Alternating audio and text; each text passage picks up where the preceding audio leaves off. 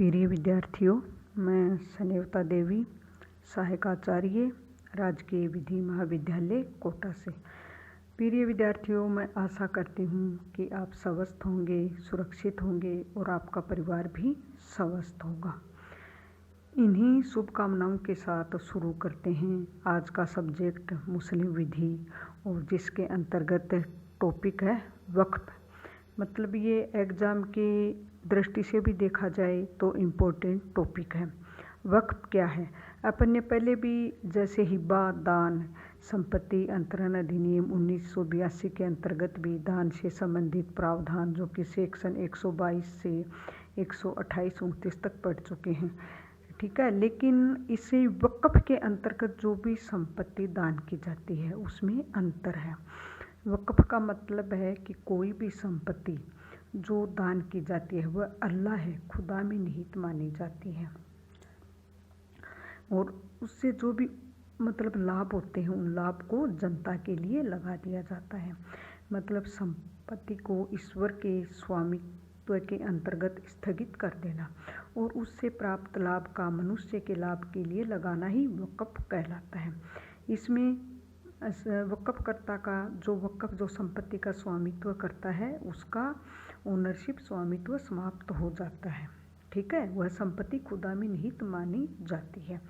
अब है कि वक्फ की एक डेफिनेशन दी गई है वक्फ अधिनियम 1913 के सेक्शन 2(1) में 2(1) के अनुसार वक्फ का तात्पर्य है इस्लाम धर्म में निष्ठा करने वाले किसी व्यक्ति द्वारा, मतलब इस्लाम धर्म में निष्ठा करने वाले किसी व्यक्ति द्वारा किसी संपत्ति का मुस्लिम विधि के अंतर्गत धार्मिक या खैरात समझे जाने वाले किसी उद्देश्य के लिए स्थायी समर्पण आवश्यक है, ठीक है। अब है कि वक्फ के क्या आवश्यक तत्व हैं। अपन ने जो डेफिनेशन पढ़ी है इस डेफिनेशन का यदि अपन अवलोकन करें, विश्लेषण करें तो वक्फ के 3 मतलब एसेंशियल एलिमेंट आवश्यक तत्व उभर कर सामने आते हैं जो कि निम्न है। मतलब किसी संपत्ति का स्थायी समर्पण किया जाना चाहिए, मतलब समर्पण स्थायी होना चाहिए, अस्थायी नहीं। यदि अस्थायी है, जैसे कि कोई ये कह दे कि मैंने अपनी संपत्ति का वक्फ किया है 2 साल के लिए, 5 साल के लिए, 50 साल के, तो वह शून्य माना जाएगा। दूसरी बात यह है कि कोई भी संपत्ति का आप वक्फ कर रहे हो तो वह मतलब किसी घटना या भविष्य पर कोई किसी पर आधारित नहीं होनी चाहिए। ऐसी है घटना घटित होने न होने पर आधारित है तो भी वक्फ शून्य माना जाएगा। दूसरा पॉइंट है इस्लाम धर्म में निष्ठा रखने वाले स्वस्थ तथा वयस्क व्यक्ति द्वारा किया गया वक्फ ही मान्य होता है। मतलब वक्फ कौन कर सकता है? जो कि इस्लाम धर्म में निष्ठा रखता हो और वो स्वस्थ साउंड माइंड हो, वयस्क मेजर हो, उसी के द्वारा ही वक्फ किया जाता है। मतलब एक अवयस्क वक्फ नहीं कर सकता।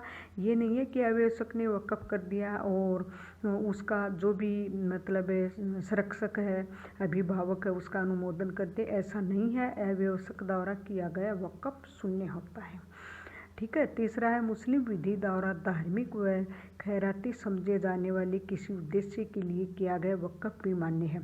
अब कोई भी है कि अपनी संपत्ति है वह वक्फ है जो कर रहा है तो किस काम में आना चाहिए? जो कि मुस्लिम विधि के अंतर्गत धार्मिक, खैराती और पवित्र जो समझे जाने वाले उद्देश्य के लिए ही वक्फ मान्य होता है।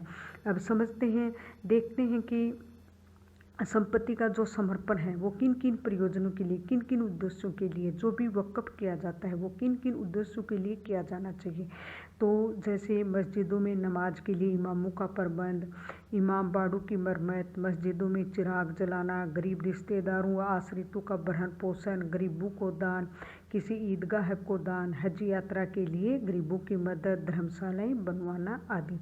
इससे ये जो हैं, ये जो मतलब है जिसका मेन उद्देश्य है पवित्र खैराती समझे जाने वाले, जो कि ये ज़्यादातर उदाहरण यहाँ दिए हुए हैं। इसके अतिरिक्त भी ऐसे ही उदाहरण आने चाहिए कि जो धार्मिक या खैराती ही समझे जा रहे हों, ठीक है। अब आगे है मान्य वक्फ के लक्षण। ठीक है। मतलब एक जो वक़्फ़ है उसकी वध, इसको यूँ भी कह सकते हैं कि वक़्फ़ की वध प्रसंगतियाँ क्या हैं। तो वक़्फ़ की वध प्रसंगतियाँ 3 हैं। अप्रतिसहरणीयता, मतलब वक़्फ़ का प्रतिसहरण नहीं किया जा सकता, क्योंकि एक बार वक़्फ़ होने के बाद उसका प्रतिसहरण नहीं किया जा सकता, वह परमानेंट माना जाता है। ये नहीं है कि मतलब थोड़े समय के लिए वक़्फ़ कर दिया या कोई घटना घटित होने पर आधारित है तो उसका प्रतिसहरण हो जाएगा, ऐसा वक़्फ़ शून्य होगा। ठीक है। दूसरा है शाश्वतता। शाश्वतता मतलब हमेशा के लिए। वक़्फ़ की अनिवार्य शर्त होती है एक सीमित काल के लिए किया गया वक़्फ़ मान्य नहीं है। ये ध्यान रखने योग्य बात है कि वक़्फ़ जो भी संपत्ति का जो भी कर रहा है वो शाश्वत होना चाहिए। अस्थानांतरणीयता, क्योंकि पहले भी क्लियर कर चुकी हूँ, वक़्फ़ की जो संपत्ति है, जो भी संपदा है, वह खुदा में निहित मानी जाती है। अतः कोई भी मानव इसे अपने उद्देश्य के लिए अंतरित नहीं कर सकता। बिना न्यायालय की अनुमति से यदि ऐसा किया जाता है तो वक़्फ़ संपदा का अंतरण शून्य होता है, मतलब आप बिल्कुल भी इसका नहीं कर सकते हो। ठीक है। अब है वक़्फ़ के प्रकार और वक़्फ़ का प्रतिसहरण, मतलब वक़्फ़ कितने प्रकार के होते हैं। तो वक़्फ़ 2 प्रकार के होते हैं, एक तो पब्लिक, एक प्राइवेट। मतलब एक तो लोक और एक जो कि सार्वजनिक और प्राइवेट।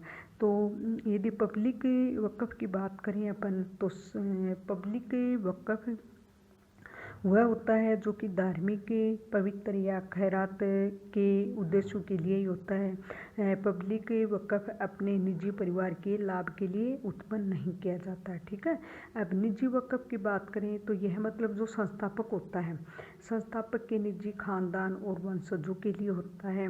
वास्तविक रूप से देखा जाए तो यह अजन्मे वंशजों के पक्ष में वक़्फ़ होता है और इसका एक नाम भी दिया गया है, वक़्फ़ उलल औलाद है, जो कि एग्ज़ाम में भी पूछा जाता है। ठीक है। फिर है कि वक़्फ़ का प्रतिसहरण, मतलब क्या वक़्फ़ का प्रतिसहरण किया जा सकता है, रिवोकेशन ऑफ वक़्फ़। तो ये पहले भी बता चुकी हूँ कि जब एक बार कोई वक़्फ़ कर दिया जाता है तो वक़्फ़ की गई संपत्ति वक़्फ़ बोर्ड में निहित हो जाती है।